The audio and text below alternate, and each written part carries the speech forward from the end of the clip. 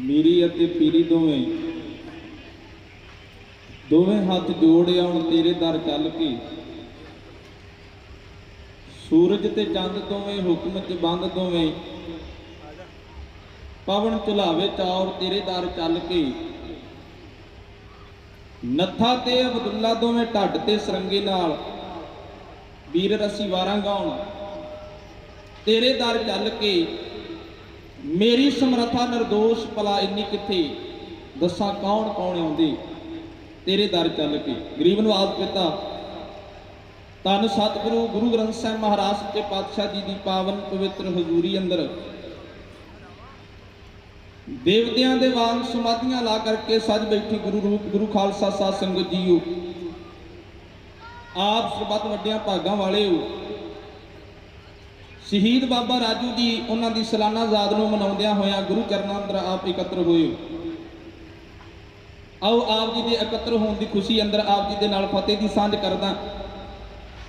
बड़े प्यार के सत्कार दे नाल फतेह बुलाओ। धन गुरु ग्रंथ साहिब महाराज सच्चे पातशाह जी नूं सीस झुकाओ गज गजाओ आखो जी वाहिगुरू जी का खालसा वाहिगुरू जी की फतेह। एक ईरान दा राइटर होया जिसका नाम उन्हें जिंदगी के एक बड़े प्यारे नुकते नूं सुलझाया है।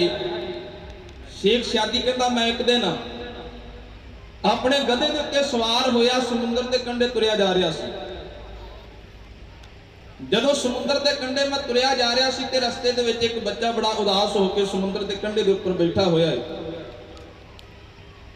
मैं उस बच्चे के कोल दो पल वास्ते अपना जिहड़ा गधा है वो रोक के उस बच्चे के कोल खड़ा होया।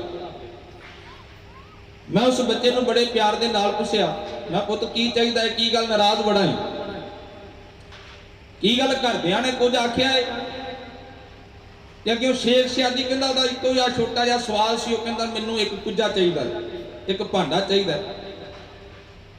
शेख शादी कहंदा मैं अपने गल दे विच ला के बड़े प्यार दे नाल एक घुमियार की दुकान के उपर लेके गया तो उन्होंने भांडे लेके दिते। उथों उन्हें एक छोटा जिहा कुज्जा लिया अपने हाथ दे विच फड़िया ते मेरे नाल फिर समुद्र के कंढे ते आ गया।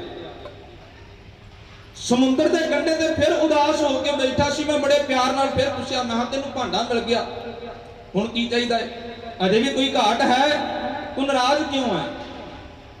ते शेख शादी कहंदा उन्हें अगले पासों एक गल आखी कहंदा हुण मैनूं समुद्र इस कुजे दे विच पा के दे।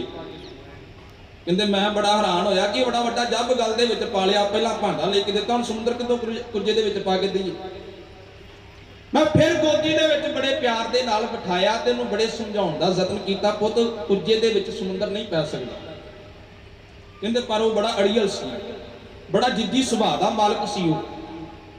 उन्हें अपनी जेद अपनी रट लाई छड्डी ते उन्होंने वार वार कह लगा कहंदा नहीं मैं कुजे दे विच अपना समुद्र पाउणा मैनूं समुद्र पा के दो। कहंदे मैं गुस्से दे नाल ताड़ना कीती कहंदे मैं नहीं पै सकदा अपनी जिद छड्ड दे। कहंदे गुस्से दे मारे उस बच्चे ने वगा के समुद्र दे विच कुजा सुੱਟ दिता। कहंदे मैं फिर हैरान होया कि चेचा कुजा लेके दिता जे तू समुद्र दे विच सुੱਟਣਾ सी ते मेरे जिहड़े पैसे ने खर्च क्यों करवाए। ते शेख शादी कहंदे मैं बड़े प्यार दे नाल फिर पुछया पुत कुजा समुद्र दे विच क्यों सुੱਟ दिता। ते कहंदा गड़ियों लाजवाब जवाब सी उसदा। उन्हें एक गल आखी ओ कहंदा जे कुजा जे समुद्र कुजे विच नहीं पै सकदा ते कुजा ते समुद्र दे विच पै सकदा है ना। शेख शादी कहंदा मेरे हंकार दा भांडा टुट गया उस दिन। कहंदे मैं अपने आप नूं ईरान दा रहण वाला सी। कहंदा मेरे अंदर बड़ा वड्डा एक हंकार सी कि तेरे वर्गा कोई शायर नहीं होया अज तक तेरे वर्गा कोई राइटर नहीं है तेरे वर्गा कोई लेखक नहीं है। कहंदे पर मैं जिन्नी सौखी गुंजल जिंदगी दी उन्हें सुलझा दी मेरी कलम उत्थे जाके खत्म हो जाती है। मैं घुट के छाती दे नाल ला लिया मैनूं नहीं पता भांडा देण विच मेरा कोई नुकसान होया जां लाभ है। पर हाँ एक गल बड़ी चंगी प्यारी सीखण वास्ते मिली है बंदिया जे रब तेरे कोल नहीं आउंदा तू ते रब कोल जा सकदा है ना। जे रब तेरे कोल नहीं आउंदा है ते तू रब कोल जा सकदा है। अपने मन का भांडा खुला कर ला ते रब वाले पासे नूं अपनी नुहार बदल ला। सैकटरी साहब बेनती कर रहे सी जिहड़े गुरमुख प्यारे सरोवर के कंढे ते बैठे हुए ने परली साइड सारियां नूं हाथ जोड़ के बेनती है आओ गुरु दे हजूर सजन की कृपालता करिए। गुरबाणी ने बड़ा सोहना एक ख्याल प्रगट किया है, वडभागी हर संगत पावे, भागहीन भ्रम चोटां खावे। बंदा हज़ारां वार गुरुद्वारे के गेट के मूहरों की लंघदा है, पर हरेक के भागां दे विच संगत नहीं हुंदी। गुरु घर संगत उही करन आउंदे ने जिन्हां उपरों सतगुरु मेहर करदा है, बख्शिश करदा है। ये गल बड़ी प्यारी है, नुकते वाली है। असीं सारे वड्डे भागां वाले हां, साडे ते खास रहमत है उस गुरु दी। गुरु ने मेहर भरिया हाथ रख के भाई गुरदास जी ने आख्या, चरण शरण गुर एक पैंडा जाए चल, सतगुर कोट पैंडा आगे हुई लेत है। और इको कदम यह है कि तू घर विचों तैयार होना, गुरुद्वारे की दहलीज तक लेके जाने का जिहड़ा काम है गुरु का है। वो गुरु तेनू आप अगलवानी लेके आवेगा। आप सारिਆਂ ने जतन ते प्रयास किया। आओ कुछ कहण दी असीस बख्शिश करो, सरबत दा भला मंगदे होया गल दे विच पल्ला पा के गज वजाओ, आखो जी नानक नाम चढ़दी कला तेरे भाने सरबत दा भला। सत्कारयोग हस्तियां बाबा अजीत सिंह जी जिहड़े इस गुरुद्वारा साहिब दे मुख सेवादार ने, उन्हां दा तहे दिलों धन्नवाद है। उन्हां दे उपराले सहित आप सरबत संगत इकत्र होए हो। बाबा रतन सिंह जी महापुरखों के भराता जी वो दीवान अंदर हाजरी भर रहे हैं, महापुरखों का तहे दिलों धन्नवाद है। गरीब नवाज पिता जी मेहर करन। भाई मुख्तियार सिंह जी सैकटरी साहब उस स्टेज सेवा की सेवा निभा रहे हैं, स्टेज सैकटरी की। गरीब नवाज पिता जी मेहर करन। होर गुरमुख प्यारे भाई प्रगट सिंह जी, भाई लखवीर सिंह जी हाजरियां भर रहे हैं। गरीब नवाज पिता जी नामदान के नाल झोलियां भर के अपने दर घर तो तुरन का यतन करन। आओ एक बार तवज्जो बनाओ। 1726 सन है ते 1726 दे विच एक घटना वापरी। उन्हां दिनां दे विच फौजदार लाहौर दा सूबेदार उस जकरिया खां है, जिहड़ा नशहरा ढाला इलाका है, उस इलाके का एक चौधरी है जिसका नाम है साहिब राय। जिवें अज तुहाडे नाल दिन प्रति दिन धक्के हुंदे ने, ये कोई नवीं नवेकली गल नहीं है, बहुत पुरानी है। साहिब राय ने अपनी जिहड़ियां घोड़ियां ने और रोज ही किसानों के खेतों के विच चरन वास्ते खुलियां छड्ड दिया करनियां। एक दिन गुरु के प्यारे सिख इकत्र होए पढ़ाने पिंड वाले, जिन्हां दा नाम इतिहास ने माली सिंह ते गुरबख्श सिंह लिखिया। माली सिंह ते गुरबख्श सिंह दोवें गुरु के प्यारे इकत्र होए। उन्होंने कहा रोज घोड़ियां भजाई दियां खेतों के विचों, ये वापस फिर छड्ड जांदे ने खेतों के विच, क्यों ना आपां अपना एक आंबा जिहड़ा है वो चौधरी तक पहुंचदा करिए। इन्हां गुरु के प्यारे सिख दोवें जाने इकत्र होए। माली सिंह गुरबख्श सिंह भराने दे रहण वाले, ये दोवें गुरु के प्यारे सिख साहिब राय चौधरी है जिहड़ा नशहरे ढाले दा, उहदे निवास दे विच गए ने ते जाके बेनती करदे ने बड़ी हलीमी दे नाल, प्यार दे नाल। इन्हां ने आख्या साहिब राय किसान बड़ा वड्डा यतन करदा है, वो खेती बीजदा है, उस खेती नूं पानी सिंचदा है, बड़ी मेहनत तो बाद पसीने तो बाद जाके खेती फसल देने वाली हुंदी है। पर तेरियां रोज घोड़ियां साडे खेतां दे विच आउंदियां ने ते साडे अरमानां दे उपर पानी फेर दिंदियां ने। जदों तेरियां घोड़ियां दे पैर असीं अपने खेतां दे विच वेहणे आ ते साडा हिरदा चीरिया जांदा है कि किसान नूं पुछ के देखी उहदा दर्द की हुंदा है। अपनियां घोड़ियां साडी बेनती है अपने खेत दे विचों बाहर कढ ला।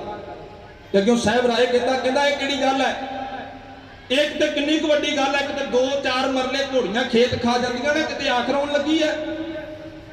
ते अग्गों साहिब राय नूं बड़े प्यार दे नाल माली सिंह कहंदा गुरु प्यारिया देख एक गल है, जे किसी दे कोल दाना पट्ठा नहीं है ते जिहड़े सिख ने उन्हां दे हिरदे इन्ने विशाल ते वड्डे ने, जे किसी दे कोल दाना पट्ठा नहीं तो साडे खेतां दे विच छड्ड सकदे ने, असीं सारे खेत खवाउण वास्ते तैयार हां।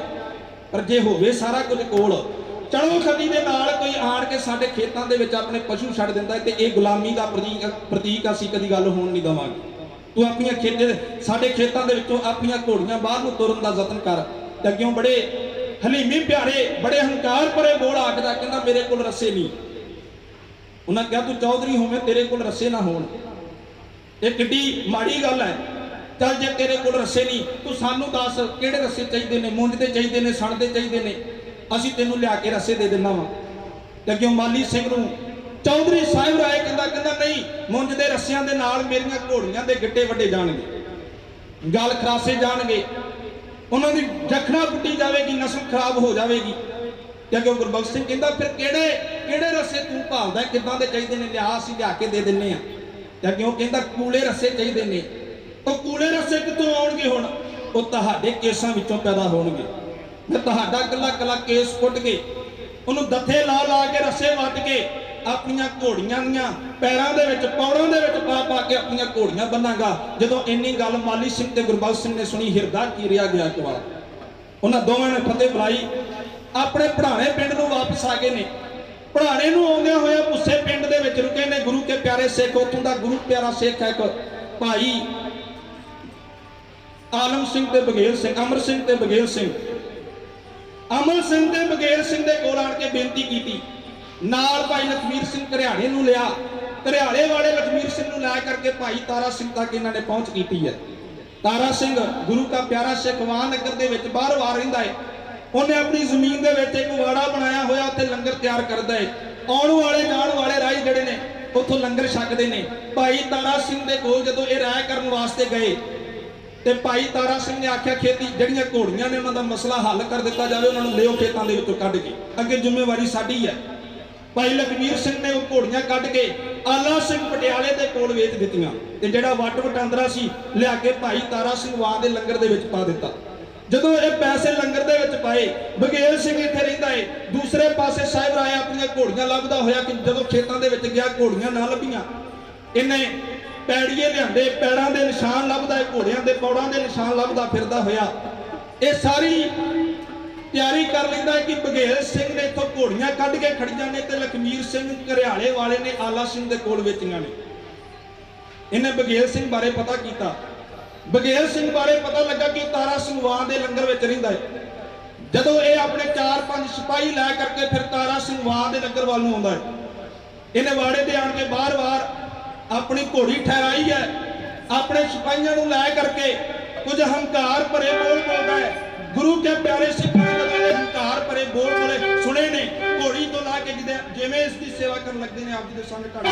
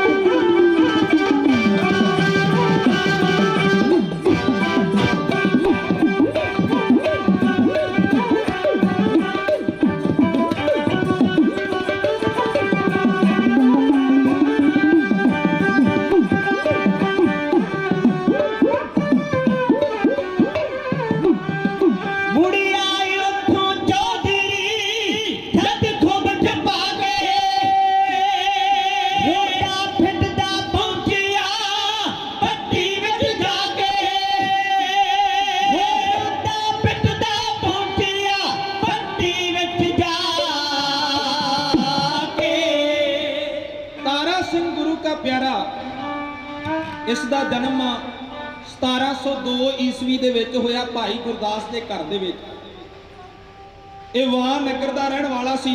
पिछला पुराना पिंड जिहड़ा ईचोगढ़ पिंड सी इन्हां दा, ये सारा परिवार उठ के वाह नगर दे विच आया। ये तीन भरा सन, भाई माही जी, भाई जैता जी, भाई गुरदास जी। भाई गुरदास गुरु गोबिंद सिंह महाराज सच्चे पातशाह जी तो खंडे बाटे की पौड़ लेके गुरु घर का सिख बनता है। 1702 ईस्वी दे विच वाह नगर दे विच रहिंदियां होया इस परिवार दे विच इस बच्चे का जन्म हुंदा जिसका नाम रखा जाता तारा सिंह। चढ़दी जवानी दे विच इस गुरु के प्यारे सिख ने खंडे बाटे की पौड़ भाई मनी सिंह जी पासों लई ते इन्हें अपनी जद्दी जमीन दे विच नगर दे बाहर-बाहर धर्मशाला तैयार की। इतिहासकार उसनूं वाड़ा भी कहंदे ने। एक वाड़ा तैयार किया तो उत्थे गुरु का लंगर सजाउंदा है। हर रोज़ सवेरे शाम लंगर सजाया जाता है। आउण जाण वाले राही जिहड़े ने वो गुरु का इस वाड़े विचों गुरु प्यारे सिख दे लंगर दे विचों लंगर प्रशादा छक के अपने पेट की पूर्ति करते हैं। गुरबाणी का प्रकाश इस वाड़े दे विच कीता होया। आत्मा की प्यास नूं बुझाउण वास्ते रूहानियत के मुजस्मे धन गुरु ग्रंथ साहिब महाराज जी के विचों सवंती बूंदा हर रोज़ सवेरे शाम गुरु के प्यारे छकते हैं। पावन बाणी के बोल पढ़े जाते हैं। तो इस दे वल वेख के होर भी बहुत बेअंत लोग ने जिन्होंने ने खंडे बाटे की पौड़ ली है। भाई गुरदास जी ने बड़े प्यारे बोल आखे। भाई गुरदास जी कहते जैसे किरतास गरजात जल बूंद परी कृत संबंध जल मद सावधान है। कागज नूं पानी दे विच रख दो, रखण सार पानी दे विच डुब जाता है। पर जे कागज का संबंध एक घिओ दे नाल हो जाए वो कागज कभी डुबदा नहीं, वो हमेशा तरदा रहिंदा। जैसे किरतास कागज, जैसे किरतास गरजात जल बूंद परी, एक बूंद पैण दे नाल गल जांदा जी। पर कृत संबंध जल मद सावधान है। फिर भाई गुरदास जी ने दूसरी उदाहरण लिखी। भाई गुरदास जी कहते जैसे कोट भार तू तन किचन गुजरे तेल मेल दीपक में बाती विद्यमान है। करोड़ा पंडा रूंदियां होण, एक चंगियाड़ी की लोड़ है। करोड़ा पंडा रूंदियां साड़ के चंगियाड़ी स्वाह कर देंदी है। पर जे एक रूह का संबंध तेल के नाल बन जाए, एक वट्टी पै के दीवे दे विच पैंदा है तो वो दीवे दे विच पई हुई रूह की वट्टी काफ़ी लंबा समा जिहड़ा चलती रहिंदी है। फिर भाई गुरदास जी ने तीसरी उदाहरण लोहे की वरती। लोहा पानी दे विच रखीए तो डुब जाता है। जैसे लोह बूंद जात सलल में डारती ही, सलल पानी नूं कहिंदे ने। कहंदे पानी दे विच रखण नाल लोहा डुब जाता है।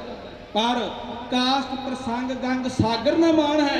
जे लोहे का संबंध लकड़ नाल हो जाए तो कभी डुबदा नहीं। जिवें एक रूह का संबंध तेल नाल हुंदा है, एक कागज का संबंध घिओ दे नाल हुंदा है, जिवें एक लोहे का संग लकड़ दे नाल हुंदा है। ते फिर आखिर नूं भाई गुरदास जी कहंदे तैसे जमकाल सकल संसार ग्रसै सतगुर भेट तिही दासन दसान है। जे कोई टुटिया होया गुरु चरनां नाल जुड़ जावे, गुरु के प्यारे सिखां की संगत कर ले तो जिवें लोहा तरदा लकड़ का संग करके इवें तर जांदा बंदा। भाई गुरदास बड़ी एक रूहानी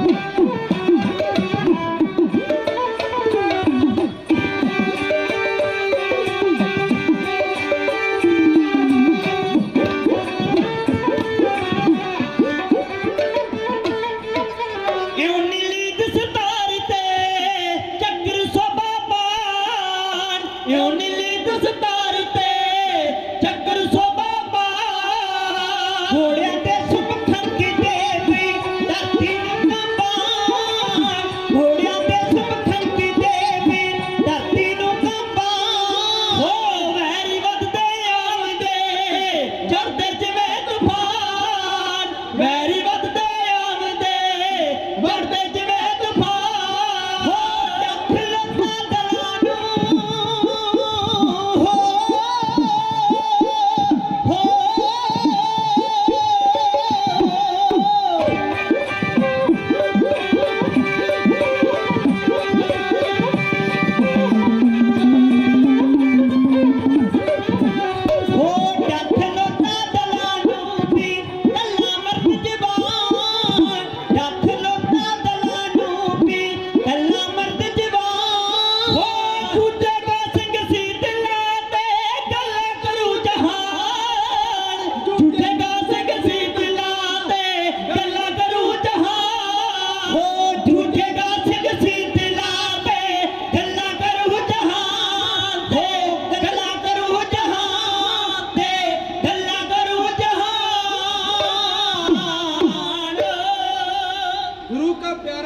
जंगल पानी जाने वास्ते तुर रहा सी डेरे तो बाहर तुरिया जा रहा सी इन्हें फौजां आउंदियां होईयां वेख के ते रस्ते दे विच खड़ गया पहलां ते इहदे मन ने विचार दिते क्यों ना बघेल सिंह जा डेरे दे विच एक वार अपने नाल दे साथियां नूं कही किया उन्हां नूं उठा एक वार ते इस टिड्डी दल दा जिहड़ा सामना है वो नाल मिल के कीता जावे पर अगले पासों मन दे विच सोचदा मना जे डेरे विच गया तो जिहड़े डेरे विच बैठे ने किते ना होवे अगले पासों मजाक करन लग पैण तैनूं वो आखणगे कि कल जदों साहिब राय फड़िया सी उदों मारन लग्या तूं भी नहीं वेखिया उदों ते तूं भी घप छड्डी होना सा पर अज तेरे ते पई है ते अज वापस डेरे नूं भज आया गल की है सूरमियां वाली ते नहीं ना इन्हें अपने मोढे तो लाई है बंदूक ऐ सामने बन के थंम खड़ गया एक बार जदों आए ना बिल्कुल निशाने दे थले ते गुरु के प्यारे सिख ने ला के तान बाण पहली गोली चलाई ते नाल छड्डिया जकारा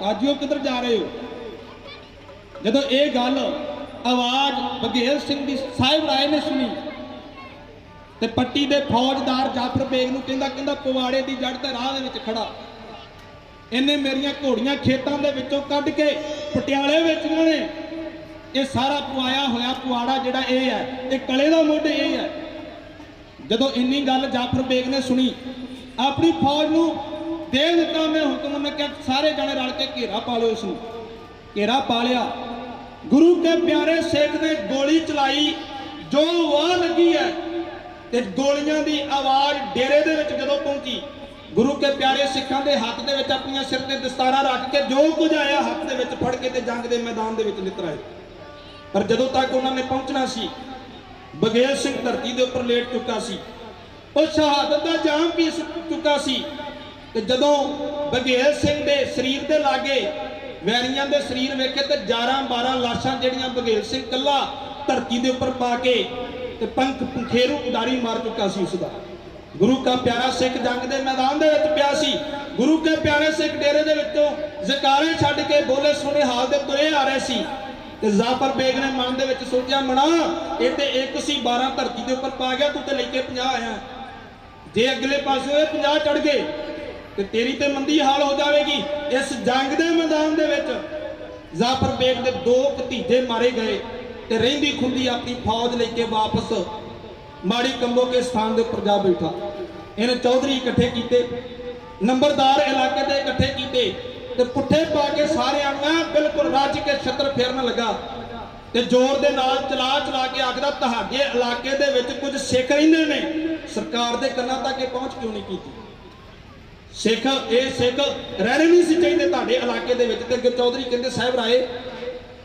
जाफर बेग जी जे तुसीं सानूं पुछ के आउंदे ते असीं तुहानूं दस दिंदे कि इन्ने सिख इस इलाके दे विच रहिंदे ने पर तुसीं सानूं पुछ के नहीं आए असीं तुहानूं दसना की सी गुरु के प्यारे सिख बघेल सिंह शहादत का जाम पी गया इसका संस्कार किया गया खेतों के गुरु के प्यारे सिखा ने अंतिम रस्म की दूसरे पासे बैठा होया माड़ी कंबो के जाफर बेग अपने नंबरदारा चौधरियों को इकट्ठे करके कहता मैनू अपने भतीजों दी लाशां चाहिए मैं घरे जाके की मुंह विखावांगा ये उच्ची उच्ची सारी दहाड़े मार के रो रहा चौधरी इसकी बेनती सुन के इसका हुक्म पा के तारा सिंह वाह नगर वाल नूं 2 गड्ढे लेके तुरदे ने उन्होंने गड्ढियां के उपर ये जो सिपाही जख्मी हो गए ने या मर चुके ने जंग के मैदान के उन्होंने लाशां लैके तारा सिंह को आग्या लेके लाशां लद के ते वापस कंबोकी माड़ी पहुंचते हैं। एक गड्ढे के उपर ये दो भतीजियां दी लाशां रखियां हुई ने।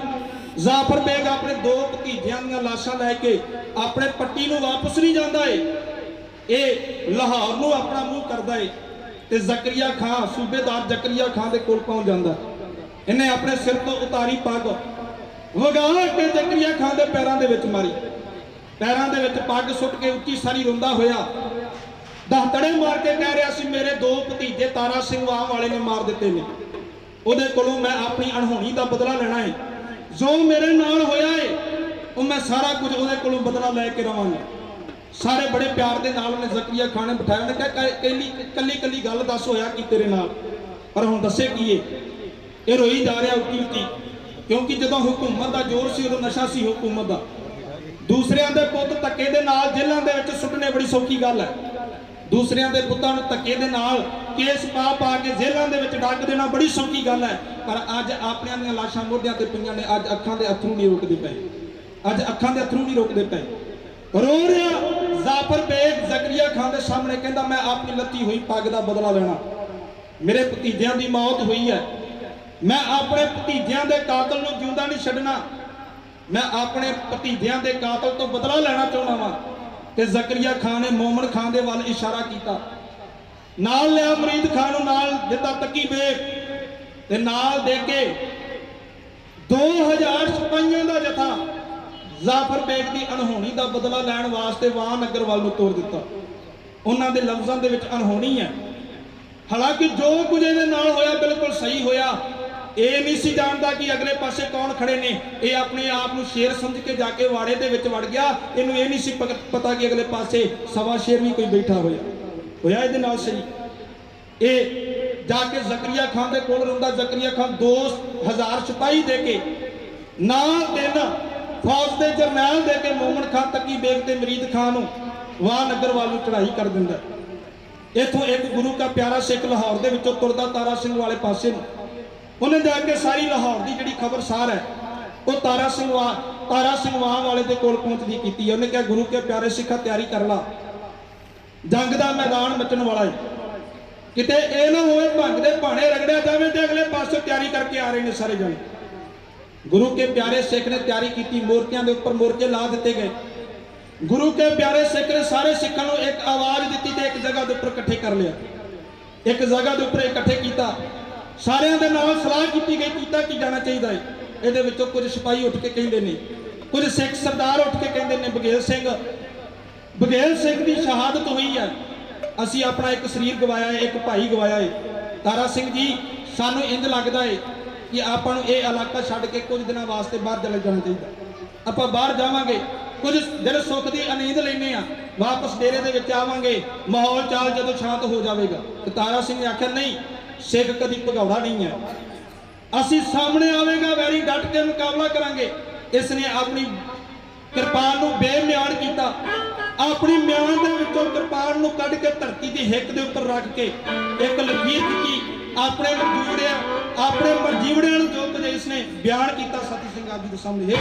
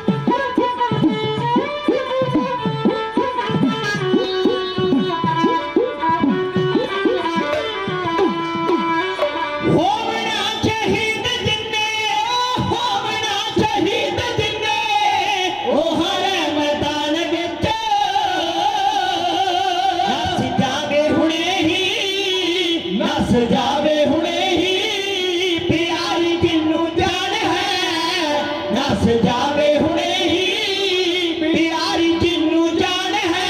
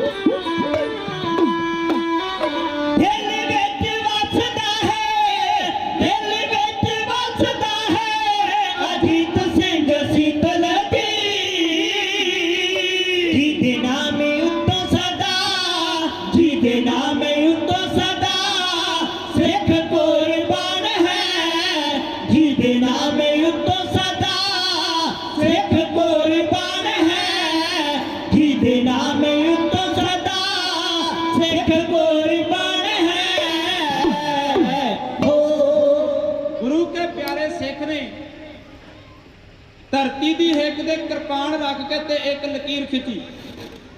उन्हें गुरु के प्यारे सूरमे आगे वंगार पाई।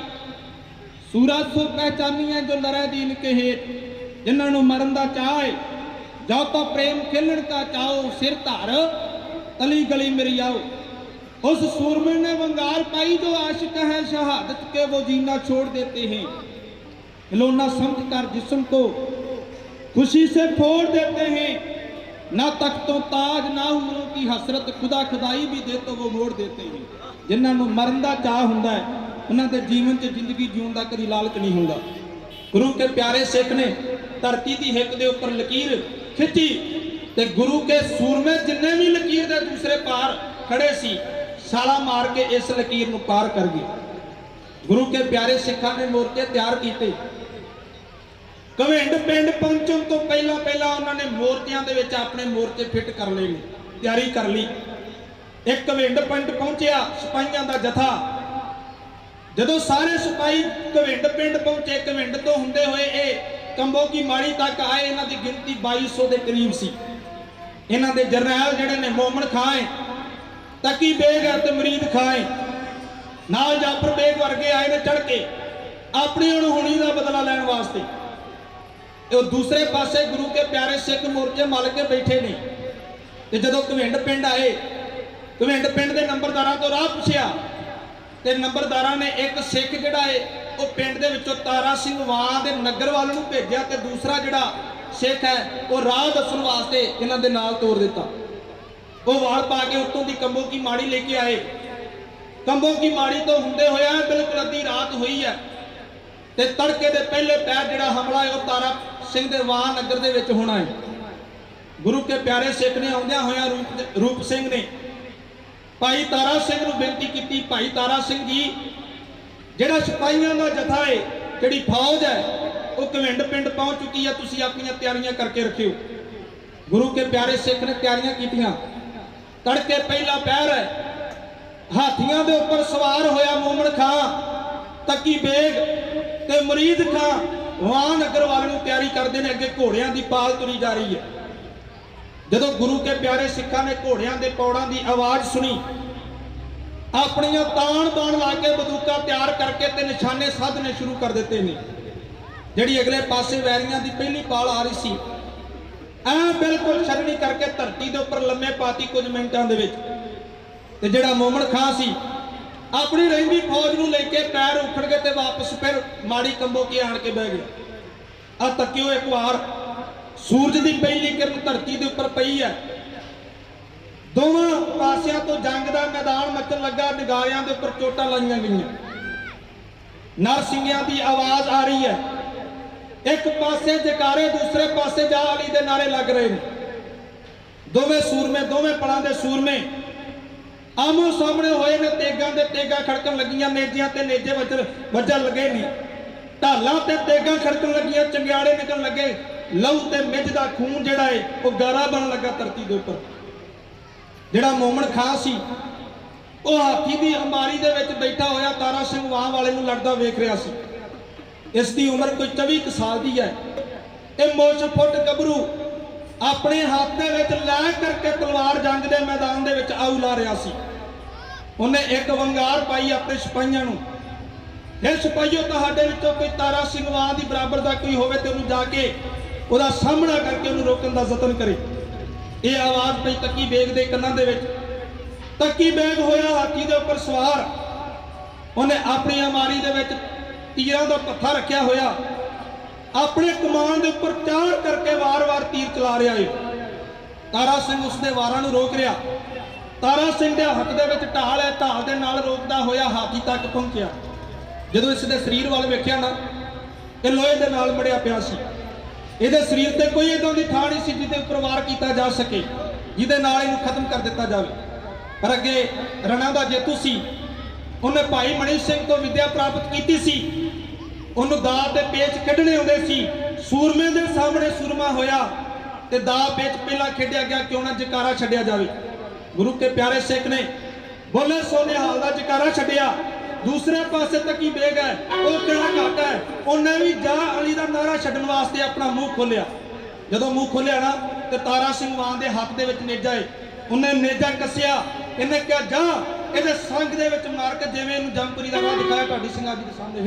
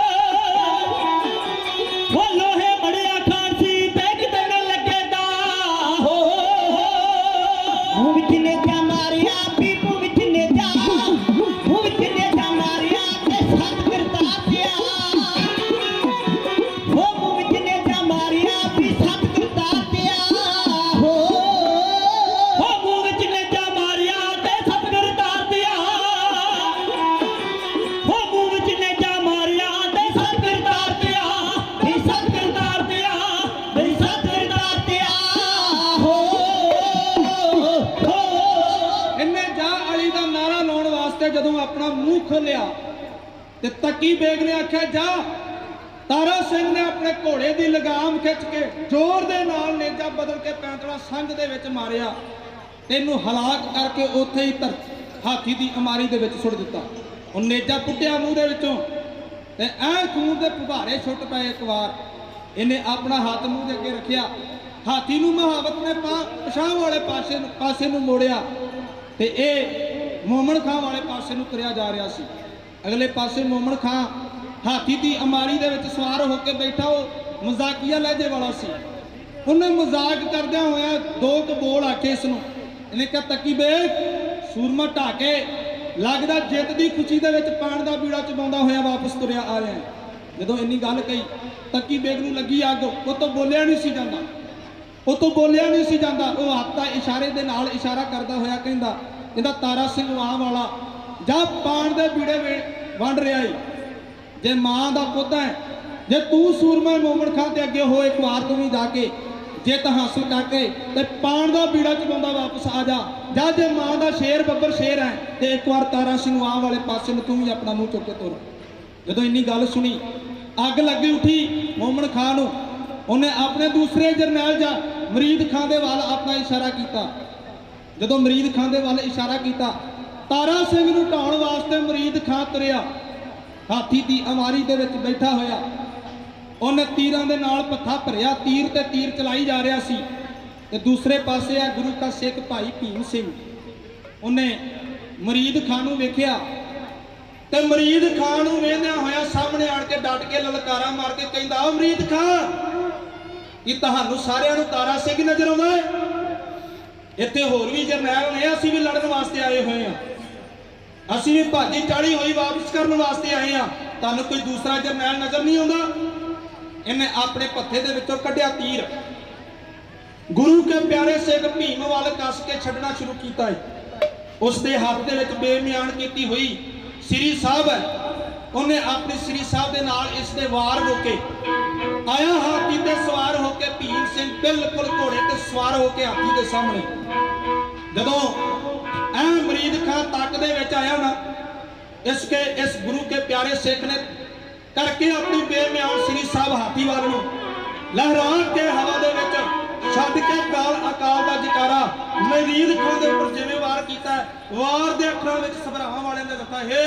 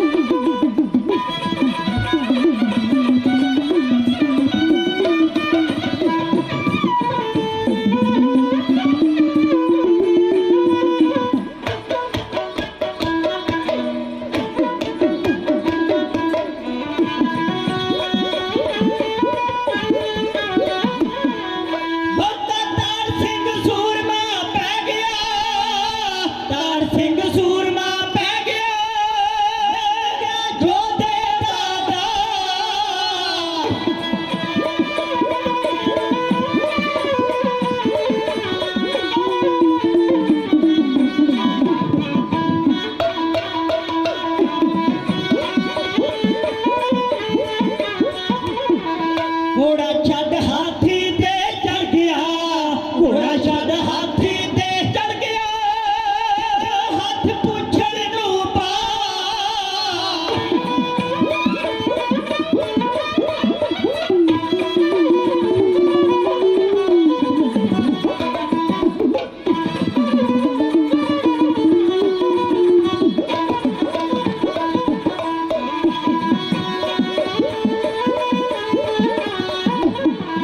सिर तेगना मरीद खांदा वड्डिया, सिर तेगना मरीद खांदा वड्डिया, सत श्री अकाल दाला।